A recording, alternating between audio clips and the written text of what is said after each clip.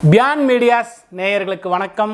நான் உங்கள் ஈரோடு உதயகுமார். பல பதிவுகளை, பயனுள்ள விஷயங்களை நம்மளுடைய நேயர்களுக்காக நம்ம தொடர்ந்து ஜோதிடம், ஆன்மீகம், தியானம், யோக பயிற்சிகள் சம்பந்தப்பட்ட பதிவுகள் தொடர்ந்து பதிவு செய்துக்கிட்டே வரோம். இந்த ஜோதிடம் சொல்லக்கூடியதே வேதத்தினுடைய கண்கள்னு சொல்கிறாங்க. இருளில் இருக்கக்கூடிய மனிதர்களுக்கு ஒரு ஒளியை காட்டக்கூடியது தான் ஜோதிடம்னு சொல்கிறோம். இந்த ஜோதிடத்தை சரியாக பயன்படுத்திக்கிட்டால் இறை சக்தியை உணர்வதற்கு கூட இந்த ஜோதிடம் பயன்படும். பல விஷயங்கள், இது போன்ற விஷயங்கள் நாம் பேசிக்கிட்டே வரோம். குறிப்பாக இந்த கோள்களினுடைய சாரம், ஒவ்வொரு தினப்பலனும் வருட பலன்களும் மாத பலன்களையும் பற்றி பேசிட்டு வரோம். இன்றைக்கி பாருங்களேன், இந்த தை மாதத்தினுடைய 12 ராசியினருக்கும் ஏற்படக்கூடிய பலன்கள் பொதுவான பலன்களாக பேசுவோம். ஏன்னா ஒவ்வொரு ஜாதகர்களுக்கும் அவர்களுடைய ஜாதகத்தில் நடக்கக்கூடிய திசா புத்தியை வச்சு பலன்களை இன்னும் குறிப்பாக பிரித்து எடுத்துக்கிட்டே வரலாம். சரி, இதில் பாருங்களேன், இந்த மாத பலன்னு சொல்கிறோம்.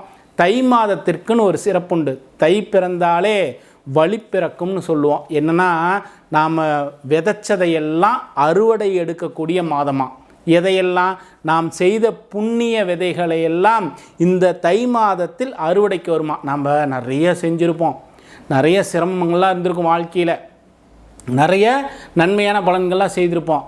எப்போ இந்த நன்மையான விதைகளுக்கெல்லாம், நாம் விதைத்த நன்மைகளெல்லாம் அறுவடைக்கு வரும்னா இந்த தை மாதத்தில் வருமா. அற்புதமான மாதம் தை மாதம்.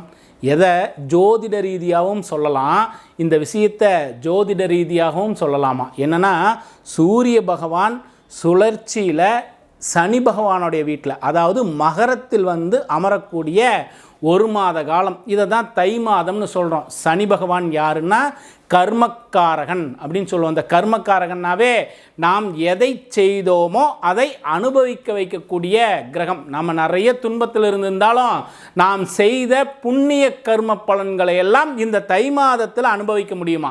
காலபுருஷ தத்துவத்திற்கு 10ஆம் வீடு கர்மஸ்தானம்னு சொல்லக்கூடிய இடத்துல சூரியன் வருகின்றார்.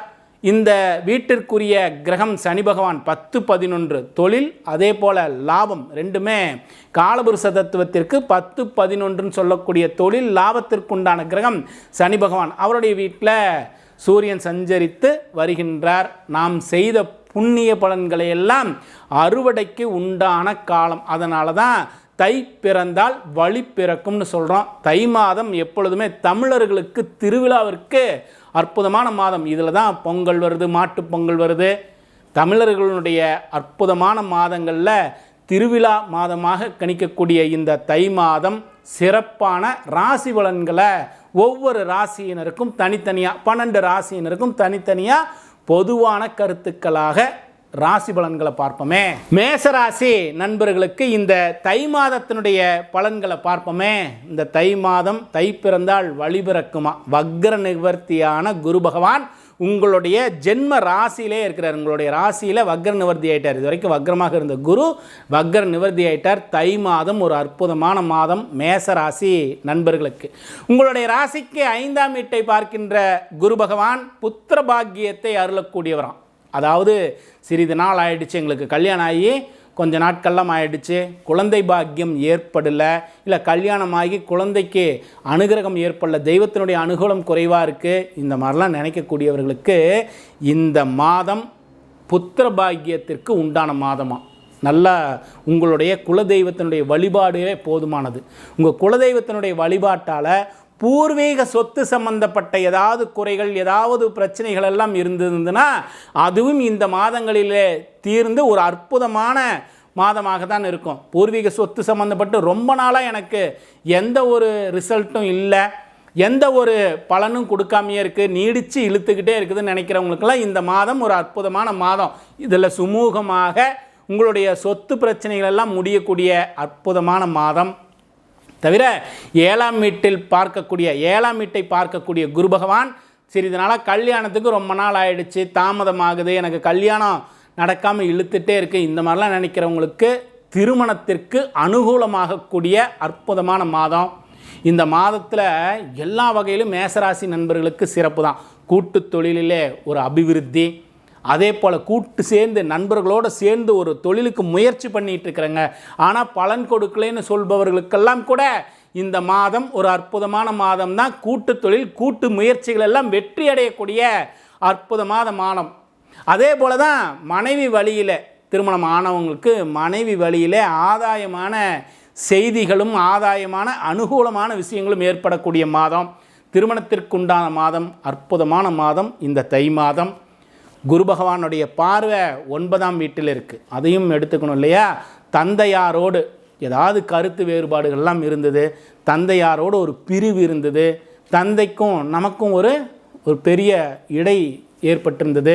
இதெல்லாம் இருந்தவங்களுக்கு இந்த மாதம் குருவினுடைய பார்வை 9ஆம் வீட்டில் இருக்கிறதுனால உங்கள் தந்தையாரோடு ஒரு இணக்கமாக சுமூகமான முடிவுகள் எல்லாம் ஏற்படக்கூடிய மாதம், அற்புதமான மாதம் மேசராசி நண்பர்களுக்கு. சரி, சனி பகவானையும் எடுத்துக்கணும் இல்லையா.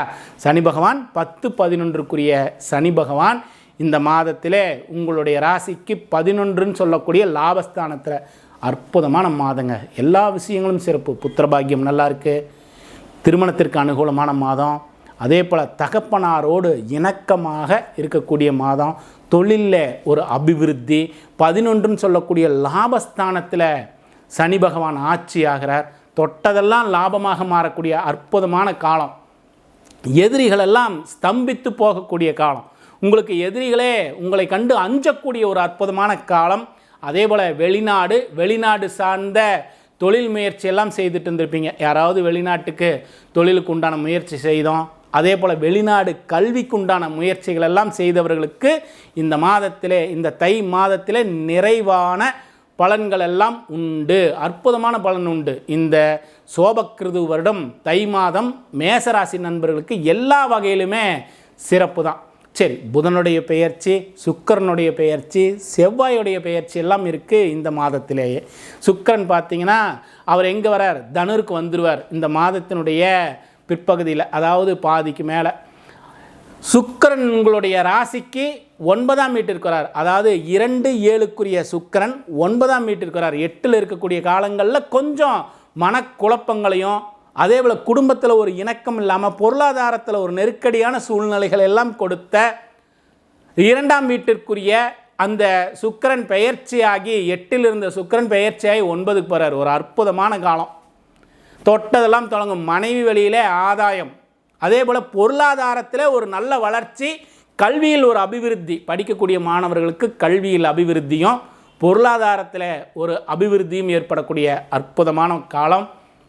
தந்தையாரோடு இருக்கக்கூடிய கருத்து வேறுபாடுகள் எல்லாம் நீங்கி இணக்கமாக இருக்கக்கூடிய காலம். உங்களுடைய சொத்து, ஏன்னா செவ்வாய்னா சொத்து எடுத்துக்கணும் இல்லையா.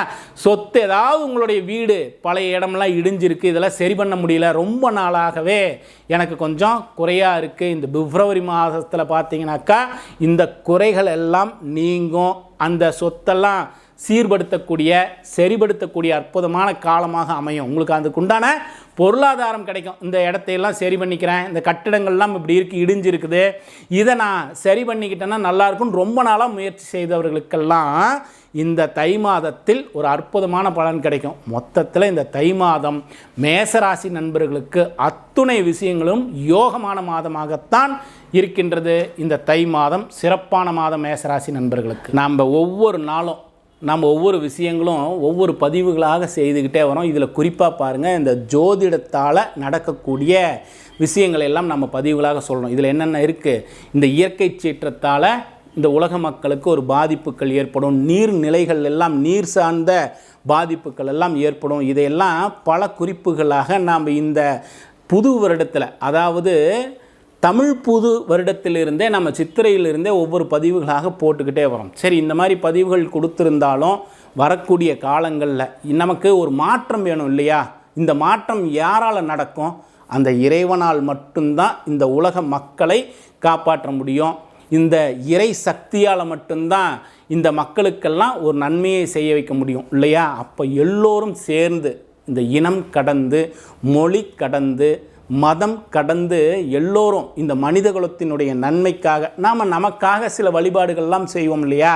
என்ன செய்வோம், நான் என்னுடைய தொழில் அபிவிருத்தி ஆகணும், என்னுடைய தேகம் ஆரோக்கியமாக இருக்கணும், நான் நீண்ட ஆயுளோடு இருக்கணும், என்னுடைய குடும்ப உறுப்பினர்கள் எல்லாம் நல்ல தேக ஆரோக்கியத்தோடு நீண்ட ஆயுளோடு இருக்கணும், இப்படிலாம் வேண்டிக்குவோம்.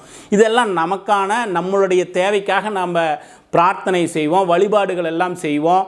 இதே போல் இந்த உலக மக்களுடைய நன்மைக்காக ஒரு நிமிடம் நமக்காக வழிபடுகின்ற பொழுது, நமக்காக பிரார்த்தனை செய்கின்ற பொழுது, நமக்காக நாம் தியானங்கள் செய்கின்ற பொழுது ஒரே ஒரு நிமிடம் இந்த உலக மக்களுடைய நன்மைக்காக இறையே, இறை சக்தியே, அவர்களுடைய நம்பிக்கைக்கு தக்கவாறு அவர்கள் ஒரு நிமிடம் இந்த மக்கள் நன்மையாக இருக்கட்டும், இந்த மக்களுக்கெல்லாம் நல்லது நடக்கட்டும், இயற்கை சீற்றத்தால் ஏற்படக்கூடிய பாதிப்புகள் எதுவும் இந்த மக்களுக்கு துன்பத்தை கொடுக்கக்கூடாது, இதெல்லாம் கொஞ்சம் பிரார்த்தனைகளாக செய்வோமே.